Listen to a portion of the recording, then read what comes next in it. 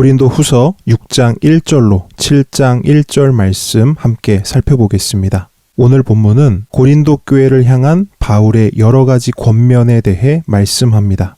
1절로 2절입니다. 바울은 하나님의 은혜를 헛되이 받지 말라고 권면합니다. 고린도 성도들은 거짓 사도들의 영향으로 바울을 오해하고 있었습니다. 뿐만 아니라 바울이 전한 복음까지도 오해하고 있었습니다. 그래서 바울은 모든 오해를 거두고 오직 하나님의 은혜와 구원을 받아 누리라고 말합니다. 지금은 은혜 받을 만한 때요 구원의 날이기 때문입니다.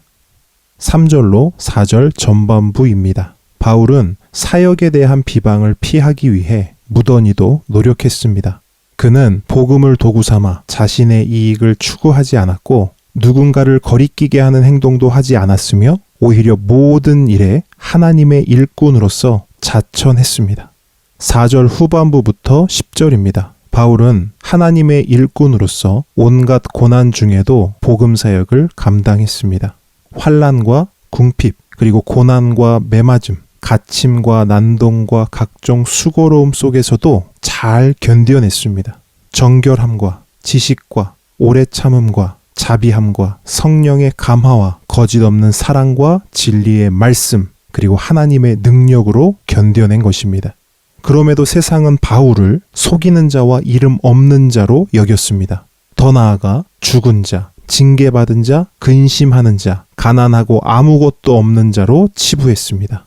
하지만 바울은 그러한 평가에 대해 철저한 세상의 관점과 기준이라고 하면서 하나님의 관점과 기준으로 보면 자신은 참된 자이고 하나님이 인정하는 자이며 항상 기뻐하고 많은 사람을 부욕해 하며 모든 것을 다 가진 자라고 말합니다. 11절로 13절입니다. 바울은 고린도 성도들을 향해 마음을 더 넓게 열고 자신을 있는 그대로 받아달라고 권면합니다.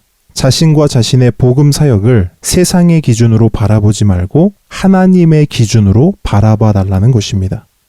14절로 7장 1절입니다. 그러면서 바울은 믿지 않는 자들과 멍에를 매지 말라고 말합니다.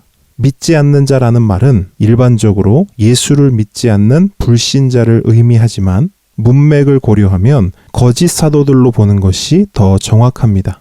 그러므로 믿지 않는 자들과 멍에를 매지 말라는 바울의 말은 거짓 사도들과의 모든 관계를 끊고 그들을 가까이 하지 말라는 것입니다. 이렇게 해야 하는 이유는 의와 불법, 빛과 어둠, 메시아와 벨리알, 믿는 자와 믿지 않는 자, 하나님의 성전과 우상은 결코 함께 할 수 없기 때문입니다.